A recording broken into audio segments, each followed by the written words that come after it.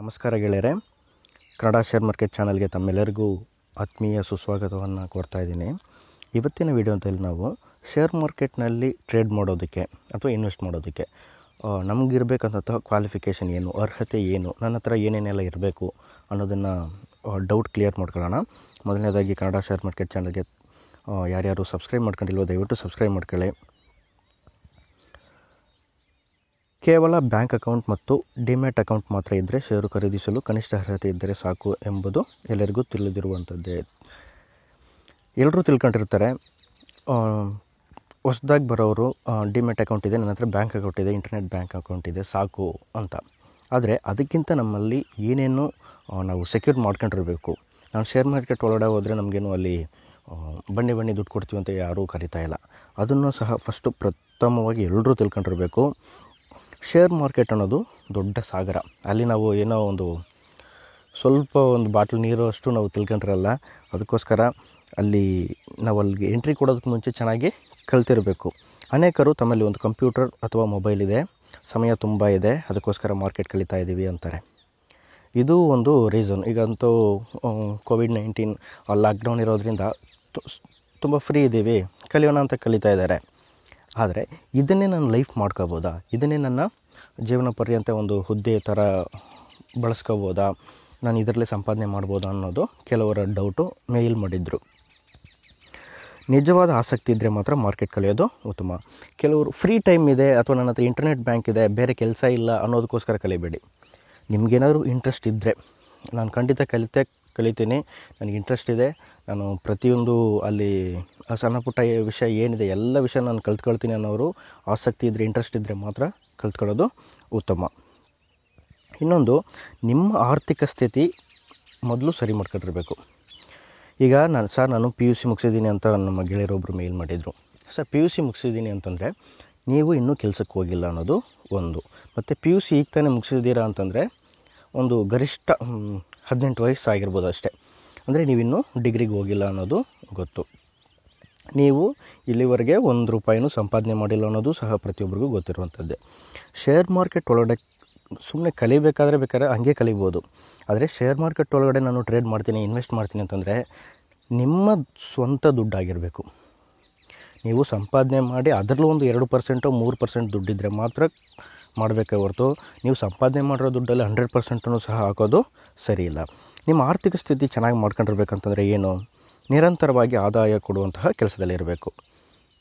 ಯಾವುದಾದ್ರು ಒಂದು permanent ಜಾಬಲ್ಲಿರಬೇಕು. Private company ಆದರೂ ಆಗಿರಲಿ ಅಥವಾ ಗೌರ್ಮೆಂಟ್ ಆಗಿರಲಿ, ನಿಮಗೆ ಪ್ರತಿ ತಿಂಗಳು ಇಷ್ಟಂತ ಒಂದು ನಿರಂತರವಾಗಿ ಸಂಬಳ ಬರ್ತಾಯಿದ್ರೆ ನೀವೇನು ಮಾಡ್ಬೋದು, ಅದರಲ್ಲೂ ಒಂದು ಸ್ವಲ್ಪ ಭಾಗವನ್ನು ನೀವೇನು ಮಾಡ್ಬೋದು, ಶೇರ್ ಮಾರ್ಕೆಟ್ ಕಲಿಯೋದಕ್ಕೋಸ್ಕರ ಬಳಸ್ಕೋಬೋದು. ನೆಕ್ಸ್ಟು, ನೀವು ಬೇಕಾಬಿಟ್ಟು ಖರ್ಚು ಮಾಡೋವಂಥದ್ದು. ಏನೋ ಹೋಟೆಲ್ಗೆ ಹೋಗ್ತೀರಾ, ಸಿನಿಮಾಗೆ ಹೋಗ್ತೀರಾ, ಈ ಪ್ರತಿ ತಿಂಗಳು ಖರ್ಚು ಮಾಡೋ ದುಡ್ಡಲ್ಲಿ ಎಷ್ಟು ಕಡಿಮೆ ಮಾಡೋಕ್ಕಾಗುತ್ತೋ ಅಷ್ಟು ಕಡಿಮೆ ಮಾಡಿ ಅದರಲ್ಲಿ ಉಳಿಸಿದಂತಹ ದುಡ್ಡಲ್ಲಿ ನೀವು ಶೇರ್ ಮಾರ್ಕೆಟ್ನಲ್ಲಿ ಇನ್ವೆಸ್ಟ್ ಮಾಡಿ ಕಲಿಯೋದು ಉತ್ತಮ. ನೀವು ಬೇರೆ ಕಾರ್ಯಕ್ಕೋಸ್ಕರ, ಈಗ ನೀವು ಸಂಬಳ ತೊಗೊಳ್ತಾ ಇರ್ತೀರ, ಅದನ್ನು ಮನೆಗೆ ಕೊಡೋ ದುಡ್ಡಲ್ಲಿ ಕಡಿಮೆ ಮಾಡೋದು ಬೇಡ. ನೀವು ಖರ್ಚು ಮಾಡೋ ದುಡ್ಡಲ್ಲಿ ಉಳಿಸಿರುವಂತಹ ದುಡ್ಡನ್ನು ನೀವೇನು ಮಾಡಬೇಕು, ಶೇರ್ ಮಾರ್ಕೆಟ್ ಕಲಿಯೋದಕ್ಕೋಸ್ಕರ ಬಳಸ್ಕೋಬೇಕು. ನೆಕ್ಸ್ಟು, ಟ್ರೇಡ್ ಮಾಡೋದಕ್ಕೋಸ್ಕರ ನಿಮ್ಮ ಜೀವನದ ಗುರಿಗಳನ್ನು ಬದಲಾಯಿಸ್ಕೋಬೇಡಿ. ನೀವು ಯಾವುದೋ ನಾನು FD ಆಗಬೇಕು, SD ಆಗಬೇಕು ಅಂತ ಪ್ಲ್ಯಾನ್ ಮಾಡ್ಕೊಂಡಿರ್ತಾರೆ. ಕೆಲವರು PC ಆಗಬೇಕು ಅಂತ ಪ್ಲ್ಯಾನ್ ಮಾಡ್ಕೊಂಡಿರ್ತಾರೆ. ಕೆಲವರು ನಾನು KS ಆಫೀಸರ್ ಆಗಬೇಕು ಅಂತ ಪ್ಲ್ಯಾನ್ ಮಾಡ್ಕೊಂಡಿರ್ತಾರೆ. ಆದರೆ ಕೆಲವು ಆರ್ಥಿಕ ಸಂಕಷ್ಟಗಳು ಮತ್ತು ಬದಲಾದಂತಹ ಅವರ ಜೀವನದಲ್ಲಿ ಏನೋ ಒಂದು ಘಟನೆ ಆಗಿರುತ್ತೆ. ಅಂಥ ಸಮಯದಲ್ಲಿ ಏನು ಮಾಡಿರ್ತಾರೆ, ಸರ್ ಈಸಿಯಾಗಿ ಇದೆಯಲ್ಲ, ಮನೆಯಲ್ಲೇ ಕೂತ್ಕೊಂಡು ಕಲಿಯೋದು, ಈಸಿಯಾಗಿ ಆರಾಮಾಗಿ ಸಂಪಾದನೆ ಮಾಡ್ಬೋದು ಅಂತ ಏನು ಮಾಡ್ತಾರೆ, ಶೇರ್ ಮಾರ್ಕೆಟ್ ಒಳಗಡೆ ಬರ್ತಾರೆ. ಖಂಡಿತ ಅದಂತೂ ದೊಡ್ಡ ತಪ್ಪು ಮಾಡ್ತಾಯಿರ್ತೀರ. ನಿಮ್ಮ ಜೀವನದ ಗುರಿಗಳನ್ನ ಖಂಡಿತ ನೀವು ಮಿಸ್ ಮಾಡ್ಕೊಳ್ಳೇಬೇಡಿ. ಅದನ್ನು ನೀವು ಸಾಧನೆ ಮಾಡಿ ಅಲ್ಲಿದ್ಕೊಂಡೇ ಬೇಕಾದ್ರೆ ಅದರಲ್ಲಿ ಸಂಪಾದನೆ ಮಾಡಿರುವಂಥ ಸ್ವಲ್ಪ ದುಡ್ಡಲ್ಲಿ ನೀವೇನು ಮಾಡ್ಬೋದು, ಇನ್ವೆಸ್ಟ್ ಮಾಡ್ಕೊಳ್ತಾ ಹೋಗ್ಬೋದು. ಟ್ರೇಡ್ ಮಾಡೋದು ಬೇಡ. ನೀವು ಅಲ್ಲಿ ಸಂಬಳ ಬರ್ತಾಯಿದ್ರೆ ನೀವು ಅದರಲ್ಲಿ ಒಂದು ಪ್ರತಿ ತಿಂಗಳು ಇಷ್ಟು ಅಂತ ನೀವೇನು ಮಾಡ್ಬೋದು, ಒಂದು ಒಳ್ಳೆ ಸ್ಟಾಕು ಅಥವಾ ಮ್ಯೂಚುವಲ್ ಫಂಡಲ್ಲಿ ನೀವೇನು ಮಾಡ್ಬೋದು, ಇನ್ವೆಸ್ಟ್ ಮಾಡ್ತಾ ಹೋಗ್ಬೋದು. ಹಣ ಸಂಪಾದನೆ ಮಾಡಲು ಶೇರ್ ಮಾರ್ಕೆಟ್ ಒಂದೇ ದಾರಿಯಲ್ಲ ಅನ್ನೋದನ್ನು ಮರಿಬೇಡಿ. ಇದು ಒಂದು ಮುಖ್ಯ. ಎಲ್ಲರಿಗೂ ಈಸಿಯಾಗಿ ಸಂಪಾದನೆ ಮಾಡಬೇಕು ಅಂತ ಹೇಳಿ ಶೇರ್ ಮಾರ್ಕೆಟ್ ಒಳಗಡೆ ಬಂದು ತಮ್ಮಲ್ಲಿರುವಂತಹ ಎಲ್ಲ ದುಡ್ಡನ್ನು ಕಳ್ಕೊಂಡು ಹೋಗೋದು ಸಾಮಾನ್ಯ. ಅದಕ್ಕೋಸ್ಕರ ಹೇಳೋದು, ನಿಮಗೆ ಆದಾಯ ಬೇಕು ಅಂತಂದರೆ ಶೇರ್ ಮಾರ್ಕೆಟ್ ಒಂದನ್ನೇ ಆರಿಸ್ಕೋಬೇಡಿ. ನಿಮ್ಗೆ ಇಂಟ್ರೆಸ್ಟ್ ಇದ್ದರೆ ಬನ್ನಿ, ಇಲ್ಲ ಅಂತಂದರೆ ಬಿಟ್ಬಿಟ್ಟು ನಿಮಗೇನೇನು ಬೇರೆ ಆಸಕ್ತಿ ಇದೆ ಮತ್ತು ಕುಶಲತೆ ಏನಿದೆ, ಆ ಕೌಶಲ್ಯಗಳು ಅದನ್ನು ಬಳಸ್ಕೊಂಡು ನೀವೇನು ಮಾಡ್ಬೋದು, ಬೇರೆ ದಾರಿನ ಹುಡುಕ್ಬೋದು. ನೀವೇನಾದರೂ ಸರ್ಕಾರಿ ಕೆಲಸಕ್ಕೆ ತಯಾರಿ ನಡೆಸ್ತಾ ಇದ್ದರೆ ದಯವಿಟ್ಟು ನಿಮ್ಮ ಗಮನ ಓದೋದಲ್ಲೇ ಇರಲಿ. ಅದೇ ನಾನು ಹೇಳೋದಲ್ಲ, ನಮ್ಮ ಗೆಳೆಯರೊಬ್ಬರು ಕೇಳ್ತಾಯಿದ್ರು, ಸರ್ ನಂದು 95% 92% ಏನೋ ಬಂದಿದೆ ಅಂತಂದರು. 90ಕ್ಕಿಂತ ಜಾಸ್ತಿ ಬಂದರೆ ಅವ್ರು ಎಷ್ಟು ಇಂಟೆಲಿಜೆಂಟ್ ಅಂತ ಎಲ್ರಿಗೂ ಗೊತ್ತು PUCನಲ್ಲಿ. ಅಂಥವರು ನೀವು ಓದೋದ್ರಲ್ಲೇ ಗಮನ ಕೊಡಿ. ದಯವಿಟ್ಟು ನೀವು ಮಾರ್ಕೆಟ್ ಕಡೆಗೆ ಬರಬೇಡಿ. ನಿಮ್ಗೇನಾದ್ರು ಕಲಿಬೇಕು ಅಂತಂದರೆ, ಸರ್ ಒಂದು ಜನರಲ್ ನಾಲೆಡ್ಜ್ಗೋಸ್ಕರ ನಾನು ಕಲಿತಾ ಇದ್ದೀನಿ ಅಂತಂದರೆ ಖಂಡಿತ ಕಲಿಬೋದು. ದಿನಕ್ಕೆ ಒಂದು ಅರ್ಧ ಗಂಟೆನೋ 1 ಗಂಟೆನೋ ಅದರ ನ್ಯೂಸ್ ಓದ್ತಾ ಇದ್ದರೆ ನಿಮ್ಗೆ ಹೋಗ್ತಾ ಅದರ ಅನುಭವ ಆಗ್ತಾ ಇರುತ್ತೆ. ಆದರೆ ಅಷ್ಟು ಇಂಟೆಲಿಜೆನ್ಸ್ನ ನೀವು ಎಲ್ಲಿ ಉಪಯೋಗಿಸ್ಕೋಬೇಕು ಅಂತಂದರೆ, ನಿಮ್ಮ ಗುರಿ ಏನಿದೆ, ನೀವು ಒಂದು ಸರ್ಕಾರಿ ಕೆಲಸಕ್ಕೆ ತೊಗೊಳ್ಳೋದು ಅಥವಾ ಪ್ರೈವೇಟ್ ಒಳ್ಳೆ ಜಾಬ್ ತೊಗೊಳ್ಳೋದು, ಏನಾದರೂ ಒಂದು ಅದರಲ್ಲೇ ಇರಬೇಕು. ನೀವು ಅಲ್ಲಿದ್ಕೊಂಡು ಅಲ್ಲಿ ಸಂಪಾದನೆ ಮಾಡಿ ಅದರಲ್ಲಿ ಒಂದು ಸ್ವಲ್ಪ ಅಮೌಂಟನ್ನು ನೀವೇನು ಮಾಡ್ಬೋದು, ಮಾರ್ಕೆಟಲ್ಲಿ ಇನ್ವೆಸ್ಟ್ ಮಾಡ್ಬೋದು. ಆ ಇನ್ವೆಸ್ಟ್ ಮಾಡೋದಕ್ಕೋಸ್ಕರ ಈಗಲಿಂದನೇ ಕಲಿಯೋದ್ರಲ್ಲಿ ಏನು ತಪ್ಪಿಲ್ಲ. ಆದರೆ ಈಗಲೇ ಅಕೌಂಟ್ ಓಪನ್ ಮಾಡ್ಕೊಂಡು ಸಾಲ ಮಾಡ್ಕೊಂಡು ಅದನ್ನು ನೀವು ಇನ್ವೆಸ್ಟ್ ಮಾಡೋದು ತಪ್ಪು. ಸಾಮಾನ್ಯ ಜ್ಞಾನಕ್ಕೋಸ್ಕರ ಮಾರ್ಕೆಟ್ ಕಲಿಯೋದ್ರಲ್ಲಿ ತಪ್ಪಿಲ್ಲ. ಅದನ್ನೇ ಹೇಳಿದ್ದು. ದಿನಕ್ಕೆ ಪ್ರತಿ ಅರ್ಧ ಗಂಟೆ, ಪ್ರತಿದಿನಕ್ಕೆ ಏನು ಮಾಡ್ಬೋದು, ನೀವು ಅರ್ಧ ಗಂಟೆ ಓದ್ಬೋದು. ಮಾರ್ಕೆಟ್ನಲ್ಲಿ ಹೂಡಿಕೆ ಮಾಡೋ ಮೊದಲು ನಿಮ್ಮಲ್ಲಿ ಉಳಿತಾಯ ಖಾತೆ, RD, fixed deposit, insurance, mutual ಫಂಡ್ಗಳಲ್ಲಿ ನಿಗದಿತವಾಗಿ ಉಳಿತಾಯ ಮಾಡ್ಕೊಂಡಿರಬೇಕು. ಇದು ಒಂದು. ನೀವೇನು ಮಾಡ್ತೀರಾ, ಹೊಸವರು ಬಂದ ತಕ್ಷಣ ಶೇರ್ ಮಾರ್ಕೆಟಲ್ಲಿ ಇನ್ವೆಸ್ಟ್ ಮಾಡ್ತಾರೆ. ಅದಕ್ಕಿಂತ ಇನ್ನೊಂದು ಡೈರೆಕ್ಟಾಗಿ ಫ್ಯೂಚರ್ಸ್ ಆ್ಯಂಡ್ ಆಪ್ಷನ್ಸ್ಗೆ ಹೋಗೋದು. ನೀವು ಮಾರ್ಕೆಟೇ ಇನ್ನೂ ಕಲ್ತಿಲ್ಲ, ಅದರಲ್ಲಿ ತುಂಬ ರಿಸ್ಕ್ ಇರುವಂತಹ ಫ್ಯೂಚರ್ಸ್ ಆ್ಯಂಡ್ ಆಪ್ಷನ್ಸು ಮತ್ತು ಕಮಾಡಿಟಿ ಮಾರ್ಕೆಟು, ಕರೆನ್ಸಿ ಮಾರ್ಕೆಟ್ಗೆ ಹೋಗೋದು ಇನ್ನೂ ದೊಡ್ಡ ತಪ್ಪು. ನೀವು ಮಾರ್ಕೆಟ್ನಲ್ಲಿ ಇನ್ವೆಸ್ಟ್ ಮಾಡೋದಕ್ಕೆ ಮುಂಚೆ ನಿಮ್ಮಲ್ಲಿ ಏನೇನಿರಬೇಕು, ನಿಮ್ಮ ಸೇವಿಂಗ್ಸ್ ಅಕೌಂಟಲ್ಲಿ ಸ್ವಲ್ಪ ದುಡ್ಡು ಇಟ್ಕೊಂಡಿರಬೇಕು. ಯಾಕೆ ಇಟ್ಕೊಂಡಿರಬೇಕು, ನೀವು ಶೇರ್ ಮಾರ್ಕೆಟ್ನನ್ನೇ ನನ್ನ ಜಾಬ್ ಆಗಿ ತೊಗೊಂಡಾಗ ಏನೋ ಸಣ್ಣ ಪುಟ್ಟ ಸಮಸ್ಯೆ ಆಯಿತು ಮನೆಯಲ್ಲಿ, ಆವಾಗ ನಿಮ್ಗೆ ಸ್ವಲ್ಪ ದುಡ್ಡು ಬೇಕು. ಆವಾಗ ನೀವು ಅದನ್ನು ಸರಿ ಮಾಡ್ಕೊಳ್ಳೋದಕ್ಕೋಸ್ಕರ ನೀವು ಮಾರ್ಕೆಟಲ್ಲಿ ಹಾಕಿರುವಂಥ ದುಡ್ಡನ್ನು ತೊಗೊಳಕ್ಕಾಗಲ್ಲ. ಅದಕ್ಕೆ ಒಂದು ರಿಸರ್ವ್ ಅಮೌಂಟ್ನ ನೀವು ಯಾವಾಗಲೂ ಸಹ ನಿಮ್ಮ ಅಕೌಂಟಲ್ಲಿ ಇಟ್ಕೊಂಡಿರಬೇಕು. ನೆಕ್ಸ್ಟು RD ಮಾಡ್ಕೊಳ್ತಾ ಬರಬೇಕು. ನಿಮ್ಮ ಸಂಪಾದನೆಯಲ್ಲಿ ಏನಿದೆ ಅದರಲ್ಲಿ ಸ್ವಲ್ಪ ಅಮೌಂಟನ್ನು ನೀವು ಪ್ರತಿ ತಿಂಗಳು RD ಮಾಡ್ತಾ ಬಂದರೆ, ಒಂದು ಕಡೆ ಇಲ್ಲಿ ಕೈ ಕೊಟ್ಟರು ಸಹ ನಿಮ್ಮ RD ನಿಮ್ಮನ್ನು ಮೇಲೆತ್ತುತ್ತೆ.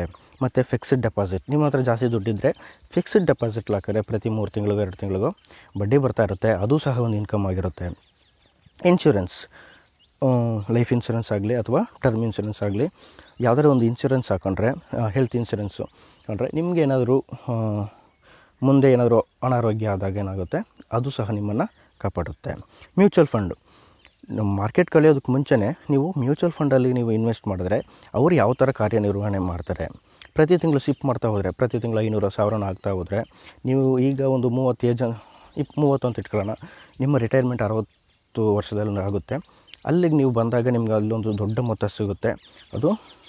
ಅದಕ್ಕೋಸ್ಕರ ನೀವು ಮ್ಯೂಚುವಲ್ ಫಂಡಲ್ಲಿ ಹಾಕೋದು ಸಹ ಒಂದು ಒಳ್ಳೆ ಪ್ಲ್ಯಾನ್ ಅದು. ನೆಕ್ಸ್ಟು, ಸೊ ಯಾವುದರಿಂದ ದೂರ ಇರಬೇಕು, ಮಾರ್ಕೆಟ್ಗೆ ಹೊಸದಾಗಿ ಬರ್ತಾ ಇರೋರು. ಮೊದಲನೇದಾಗಿ ಶೇರ್ ಮಾರ್ಕೆಟ್ನಲ್ಲಿ ಇದನ್ನೇ ನನ್ನ ಪರ್ಮನೆಂಟ್ ಜಾಬ್ ಮಾಡ್ಕೋಬೇಕು ಅಂತ ಕಲಿತಾ ಇರೋರು ಕನಿಷ್ಠ ಒಂದು 4-5 ವರ್ಷಗಳು ಕಲಿತಾ ಇರಬೇಕೇ ಹೊರತು ಯಾವುದೇ ಕಾರಣಕ್ಕೂ ಟ್ರೇಡ್ ಮಾಡೋದಕ್ಕೆ ಹೋಗಬಾರ್ದು. ನೀವು ಪ್ರತಿ ವರ್ಷ ಕಲಿತು ನಾನು ಮುಟ್ಟಿದ್ದೆಲ್ಲ ಲಾಭ ಕೊಡುತ್ತೆ, ನನ್ನ ಯಾವ ಸ್ಟಾಕ್ ತೊಗೊಂಡ್ರೂ ಸಹ ಲಾಭ ಕೊಡುತ್ತೆ ಅಂದಾಗ ನೀವು ಮಾತ್ರ, ಆಗ ನೀವು ನಿಮ್ಮ ಜಾಬನ್ನು ಕ್ವಿಟ್ ಮಾಡಿ ಮಾರ್ಕೆಟು ಮತ್ತು ಟ್ರೇಡು ನನ್ನ ಪರ್ಮನೆಂಟ್ ಜಾಬ್ ಅಂತ ನೀವು ತೊಗೋಬೋದು. ಯೂಟ್ಯೂಬ್ನಲ್ಲಿ ಮಾರ್ಕೆಟ್ಗೆ ಸಂಬಂಧಿಸಿದ ವೀಡಿಯೋ ನೋಡಿದಾಗ ನಿಮಗೆ ಹಲವಾರು ಜನ ಬಲೆ ಬೀಸಲು ರೆಡಿ ಇರ್ತಾರೆ. ಪ್ರಮುಖವಾಗಿ ಆಪ್ಷನ್ಸ್ ಟ್ರೇಡ್ ಮಾಡೋ ಆ್ಯಪ್ಗಳು ನಿಮಗೆ ಮೋಸ ಮಾಡುತ್ತೆ. ನೀವು ನೋಡ್ತಾ ಇರ್ಬೋದು, ನೀವು ಈ ಯೂಟ್ಯೂಬ್ನಲ್ಲಿ ಈ ವಿಡಿಯೋ ನೋಡಿದ ತಕ್ಷಣ, ನೀವು ಏನಾದರೂ ಫೇಸ್ಬುಕ್ ಓಪನ್ ಮಾಡಿದ ತಕ್ಷಣ ನಿಮಗೊಂದಲ್ಲಿ ಕೆಲವೊಂದು ಆ್ಯಪ್ಗಳು ಬರ್ತಾ ಇರ್ತವೆ. ನಾನು ನೋಡಿ ಒಂದೇ ನಿಮಿಷದಲ್ಲಿ ಇಷ್ಟು $1 ಲಾಭ ಮಾಡ್ತಾಯಿದ್ದೀನಿ ಅಂತ ತೋರಿಸ್ತಾರೆ. ಅಷ್ಟು ಲಾಭ ಮಾಡೋರು ನಿಮ್ಗೆ ಯಾಕೆ ತೋರಿಸ್ಬೇಕು, ಅವರು ಯಾಕೆ ನಿಮ್ಮನ್ನು ಇನ್ಸ್ಟಾಲ್ ಮಾಡಿ ಅಂತ ಹೇಳಬೇಕು, ಅವರು ಲಾಭ ಕೊಡ್ತೀನಿ ಅನ್ನೋರು. ಆ ದುಡ್ಡನ್ನು ಅವರು ಇಟ್ಕೋಬೋದಲ್ವಾ. ನೀವು ಒಂದು ಇಂಟ್ರೆಸ್ಟಿಂದ ಬಂದಿದ್ದೀರಾ, ಇಂತಹ ಒಂದು ಸ್ಕ್ಯಾಮ್ಗಳಿಗೆ ನೀವು ತಗೊಳಕ್ಕಬೇಡಿ.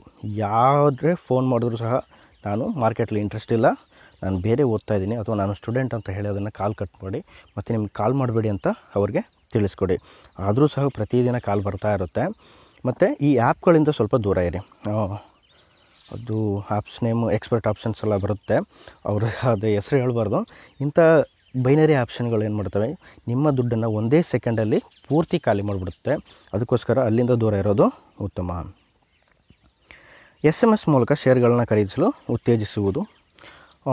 ಏನು ಮಾಡ್ತಾರೆ, ಕೆಲವರು SMS ಮಾಡ್ತಾರೆ ಎಲ್ಲರಿಗೂ, ಸರ್ ಇಂಥ ಶೇರ್ ತೊಗೊಳ್ಳಿ, ಈಗ ಬರೀ 20 ರೂಪಾಯಿನಲ್ಲಿದೆ, ಇನ್ನೂ ಒಂದು 2 ತಿಂಗಳಲ್ಲಿ ಅದು 40 ರೂಪಾಯಿ ಹೋಗುತ್ತೆ, ನಿಮ್ಗೆ 100% ಲಾಭ ಸಿಗುತ್ತೆ ಅಂತ ಮೆಸೇಜ್ ಮಾಡ್ತಾರೆ.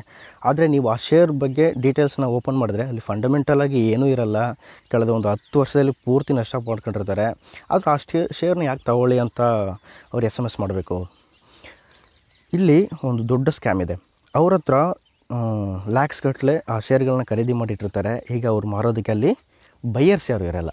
ಅವರು ಸೆಲ್ ಕೊಟ್ಟರೂ ಸಹ ಬೈಯರ್ಸ್ ಯಾರೂ ಇಲ್ಲ ಅಂದರೆ ಅದನ್ನು ಸೆಲ್ ಮಾಡೋದಕ್ಕೆ ಅವ್ರಿಗೆ ಆಗೋಲ್ಲ. ಅದಕ್ಕೇನು ಮಾಡ್ತಾರೆ, ಬಲ್ಕ್ ಮೆಸೇಜು ಒಟ್ಟಿಗೆ ಯಾರ್ಯಾರು ಹೊಸ್ದಾಗಿ ಕಲಿತಾ ಇದ್ದಾರೋ ಅವ್ರ ನಂಬರೆಲ್ಲ ಟ್ರೇಡಿಂಗ್ ಅಕೌಂಟ್ ಓಪನ್ ಮಾಡಿದಾಗಲೇ ನಿಮ್ಮ ನಂಬರೆಲ್ಲ ಒಂದು ಡೇಟಾಬೇಸ್ಗೆಲ್ಲ ಸೆಲೆಕ್ಟ್ ಮಾಡಿ ಮಾರ್ಕೊಳ್ತಾರೆ ಪ್ರತಿ ಕಂಪನಿಗಳಿಗೂ. ಆ ದುಡ್ಡು ಕೊಟ್ಟು ತೊಗೊಂಡು ಅಲ್ಲಿಗೆ ನಿಮ್ಮನ್ನ ಮೆಸೇಜ್ ಮಾಡಿದಾಗ ನೀವೇನು ಮಾಡ್ತೀರಾ, ಅದನ್ನು ಹೋಗಿ ಖರೀದಿಸ್ತೀರಾ. ಸ್ವಲ್ಪ ದಿನ ಎಲ್ಲರೂ ತೊಗೊಳೋದ್ರಿಂದ ರೇಟ್ ಜಾಸ್ತಿನೂ ಆಗುತ್ತೆ, ನೀವು ಬೇಕಾದ್ರೆ ಟ್ರೈ ಮಾಡಿ ನೋಡಿ. ಆದರೆ ಮೇಲ್ಗಡೆ ಹೋದ ತಕ್ಷಣ ಬಡ್ ಅಂತ ಕೆಳಗಡೆ ಬಂದು ಸೊನ್ನೆಗೆ ನಿಂತ್ಕೊಳ್ಳುತ್ತೆ. ಅದಕ್ಕೋಸ್ಕರ ಇಂತಹ ಸ್ಕ್ಯಾಮ್ಗಿಂದ ನೀವು ದೂರ ಇರಬೇಕು. ಇನ್ನೂ ಒಂದು, ಕೆಲವರು ನಿಮಗೆ ಯೂಟ್ಯೂಬ್ನಲ್ಲಿ ಏನು ನಂಬರ್ ಕೊಟ್ಬಿಟ್ಟು, ಸರ್ ಈ ನಂಬರ್ ಕಾಲ್ ಮಾಡಿ ನಾವು ನಿಮ್ಗೆ ಹೇಳ್ಕೊಡ್ತೀವಿ ಅಂತ ಹೇಳ್ತಾರೆ. ಯಾಕೆ, ದುಡ್ಡಿಗೋಸ್ಕರ ನಾವು ಟ್ರೈನಿಂಗ್ ಕೊಡ್ತಾಯಿದ್ದೀವಿ ಅಂತ ಅಂತಾರೆ. ಸರ್ ನೀವೇ ಟ್ರೈನಿಂಗ್ ಕೊಡಬೇಕು, ಆ ಟ್ರೈನಿಂಗಲ್ಲಿ ದುಡ್ಡು ಮಾಡೋದ್ರ ಬದಲು ನೀವು ಶೇರ್ ಮಾರ್ಕೆಟಲ್ಲೇ ಕೂತ್ಕೊಂಡು ಆ ದುಡ್ಡನ್ನ ತೊಗೋಬೋದಲ್ವ. ಈಗ ನಮ್ಮ ಹತ್ರ ಒಂದು 10,000 ತೊಗೊಳ್ತಾರೆ ಅಂತಂದರೆ ಅವರು ಆ ಒಂದು ದಿನ ಟ್ರೇಡ್ ಮಾಡಿ 10,000 ತೊಗೋಬೋದಲ್ವ. ಯಾಕೆ ಟ್ರೈನಿಂಗ್ ಕೊಡಬೇಕು. ಇಲ್ಲಿ ನೀವು ಸಹ ಒಂದು ಅರ್ಥ ಮಾಡ್ಕೋಬೇಕು, ಅವರು ಟ್ರೇಡ್ ಮಾಡೋಕ್ಕೆ ಕಷ್ಟ ಇದೆ ಅಂತ ಅವ್ರಿಗೂ ಗೊತ್ತು. ಆದರೆ ನಿರಂತರವಾಗಿ ಆದಾಯ ಕೊಡುತ್ತೆ ಯಾವುದು, ಟ್ರೈನಿಂಗ್ ಕೊಡೋದು. ಏನು, ಎಲ್ಲರೂ ಟ್ರೈನಿಂಗ್ ಹೊಸ್ದಾಗಿ ಬರ್ತಾ ಇರ್ತಾರೆ, ಅವ್ರಿಗೆ ದುಡ್ಡು ಬರ್ತಾ ಇರುತ್ತೆ. ಅವ್ರು ನಾವು ಮಾರ್ಕೆಟ್ ಚೆನ್ನಾಗಿ ಹೇಳ್ಕೊಡ್ತಾ ಇದ್ದೀವಿ ಅಂತ ಅವರು ದುಡ್ಡು ಮಾಡ್ಕೊಳ್ತಾ ಹೋಗ್ತಾರೆ, ನೀವೆಲ್ಲ ಕಳ್ಕೊಳ್ತಾ ಹೋಗ್ತೀರಾ. 1 ದಿನ 2 ದಿನ ಟ್ರೈನಿಂಗ್ ಅಂತಾರೆ. ನೋಡಿ, ಯಾರೂ ಸಹ ಒಂದು ಇಂಜಿನಿಯರಿಂಗ್ ಕಲಿಬೇಕಂತಂದ್ರೂ 4-5 ವರ್ಷ ಹೋಗಬೇಕು, MBBS 5 ವರ್ಷ ಕಲಿಬೇಕು. ಅಂಥ ಸಮಯದಲ್ಲಿ ನೀವು ಒಂದು ದೊಡ್ಡ ಮಾರ್ಕೆಟನ್ನು ಜಸ್ಟ್ ಒಂದು 2 ಗಂಟೆ ದಿನಕ್ಕೆ, ಒಂದು 2-3 ಗಂಟೆ ಅಷ್ಟೇ, 2 ದಿನ ಟ್ರೈನಿಂಗ್ ಅಂತಂದರೆ ಪ್ರತಿದಿನ 2 ಗಂಟೆ 3 ಗಂಟೆಯಲ್ಲಿ ಕಲಿಸ್ಕೊಡ್ತೀವಿ ಅಂತಾರೆ. ಅವ್ರು ಕಲಿಸ್ಕೊಟ್ಟ ಮೇಲೆ ನಷ್ಟ ಆಯಿತು ಅಂತ ಅವ್ರ ಹತ್ರ ಹೋಗಿ ನೀವು ನಿಮ್ಮ ದುಡ್ಡನ್ನು ಕೇಳೋಕ್ಕೂ ಆಗೋಲ್ಲ. ಅಲ್ಲಿ ಅಗ್ರಿಮೆಂಟಲ್ಲಿ ಏನೂ ಆ ಥರ ಮೆನ್ಷನ್ ಮಾಡಿರಲ್ಲ. ಅದಕ್ಕೋಸ್ಕರ ಚಿಕ್ಕ ಟ್ರೈನಿಂಗನ್ನು ನೀವು ಅವಾಯ್ಡ್ ಮಾಡಿ. ದೊಡ್ಡದಾಗಿ ಟ್ರೈನಿಂಗ್ ಇದ್ದರೆ ಖಂಡಿತ ನೀವು ತೊಗೋಬೋದು. ಇಲ್ಲ ನಾನು ಆನ್ಲೈನಲ್ಲೇ ಟ್ರೈನಿಂಗ್ ತೊಗೊಳ್ತೀನಿ ಅಂತಂದರೆ ಸುಮಾರು ವೆಬ್ಸೈಟ್ ಫ್ರೀ ಟ್ರೈನಿಂಗ್ ಕೊಡ್ತಾಯಿದ್ದಾರೆ, ವೆಬಿನಾರ್ಸ್ ಕೊಡ್ತಾಯಿದ್ದಾರೆ, ಅಥವಾ ಅಲ್ಲಿ ಪುಸ್ತಕಗಳೇ ಸಿಗುತ್ತೆ. ಅಂಥ ಪುಸ್ತಕ ತೊಗೊಂಡು ನೀವು ಓದ್ತಾ ಇರಬೇಕು. ಮತ್ತು ನೀವು ಡೈಲಿ ಮಾರ್ಕೆಟ್ನ ವಾಚ್ ಮಾಡ್ತಾ ಇರಬೇಕು. ಅದು ಅರ್ಥ ಆಗಲಿ ಬಿಡಲಿ ಏನೂ ಇಲ್ಲ, ಸುಮ್ಮನೆ ನೋಡ್ತಾ ಇರಬೇಕು ಯಾವ್ಯಾವ ಸ್ಟಾಕ್ ಇದೆ ಅಂತ ನಿಮ್ಮ ಮೈಂಡ್ಗೆ ಬರ್ತಾ ಇರುತ್ತೆ. ಮತ್ತು ಎಂತಹ ಸಮಯದಲ್ಲಿ ಮಾರ್ಕೆಟ್ ಯಾವ ಥರ ವರ್ತಿಸುತ್ತೆ ಅನ್ನೋದು ನೀವು ತಿಳ್ಕೊಂಡಿರ್ಬೇಕು. ನೀವು ಹೋಗಿ ಟ್ರೈನಿಂಗ್ ಹೋಗ್ಬಿಟ್ಟು ಯಾವುದೋ ಒಂದು ಬೈಕ್ ರೈಡ್ ಮಾಡೋದು ಯಾವ ಥರ ಅಂತ ನೀವು ಕಲ್ತ್ಕೊಬರ್ತೀರ. ನೀವು ಅಲ್ಲಿ ರೋಡ್ ಯಾವ್ಯಾವುದೋ ಥರ ಇರುತ್ತೆ, ನಿಮ್ಮ ಊರಲ್ಲೇ ನೋಡಿರ್ಬೋದು. ಮಣ್ಣು ರೋಡ್ ಇರುತ್ತೆ, ಕಲ್ಲು ರೋಡ್ ಇರುತ್ತೆ, ಚೆನ್ನಾಗಿರುವಂತಹ ಸಿಮೆಂಟ್ ಕಾಂಕ್ರೀಟ್ ರೋಡ್ ಇರುತ್ತೆ.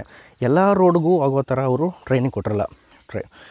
ಗಾಡಿ ಓಡಿಸೋದು ಗೊತ್ತು, ಬಟ್ ನೀವೇನು ಮಾಡಬೇಕು, ಇಲ್ಲಿ ಎಕ್ಸ್ಪೀರಿಯೆನ್ಸನ್ನ ತೊಗೋಬೇಕು. ನೀವು ಒಂದು ವರ್ಷ ಪೂರ್ತಿ ಪ್ರತಿದಿನ ಒಂದು ರೋಡಲ್ಲಿ ನೀವೇನಾದರೂ ರೈಡ್ ಮಾಡ್ತಾಯಿದ್ರೆ ನಿಮ್ಗೇನಾಗಿರುತ್ತೆ, ಕಣ್ಣು ಮುಚ್ಕೊಂಡು ಓಡಿಸಿದ್ರು ನೀವು ಓಡ್ತೀರಾ. ಆ ಥರ ಆಗಬೇಕು ಮಾರ್ಕೆಟ್. ನಿಮ್ಗೇನು ಮಾಡಬೇಕು, ಪ್ರತಿದಿನ ನೋಡಿ ಕಲ್ತ್ಕೊಂಡಿರ್ಬೇಕು. ಆವಾಗ ಏನಾಗುತ್ತೆ, ಹೆಂಗಾದರೂ ಪರವಾಗಿಲ್ಲ, ಸರಿ ನಾನು ಆ ಮಾರ್ಕೆಟ್ನ ಚೆನ್ನಾಗಿ ಕಲ್ತಿದ್ದೀನಿ, ನಾನು ಯಾವ ಥರ ಸರ್ವೈವ್ ಆಗಬೇಕು, ಅಲ್ಲಿ ಯಾವ ಥರ ನನ್ನನ್ನು ಅಲ್ಲಿ ಕಾಪಾಡ್ಕೋಬೇಕು ಅನ್ನೋದು ನಿಮ್ಗೆ ಗೊತ್ತಿರುತ್ತೆ. ಅದಕ್ಕೋಸ್ಕರ ನೀವು ಪ್ರತಿದಿನ ಮಾರ್ಕೆಟ್ ನೋಡೋದನ್ನ ಕಲೀರಿ. ಇಲ್ಲಿ ಇದನ್ನೇ ಹೇಳಿದ್ದು, ನಿಮ್ಮ ಅನುಭವ ಮುಖ್ಯ ಇಲ್ಲಿ. ಈಗ ನೋಡಿ, ಯಾರೂ ಊಹೆ ಮಾಡಿರಲ್ಲ ಈ 2-3 ತಿಂಗಳು ಏನಾಯಿತು ಅಂತ ಹೇಳಿ.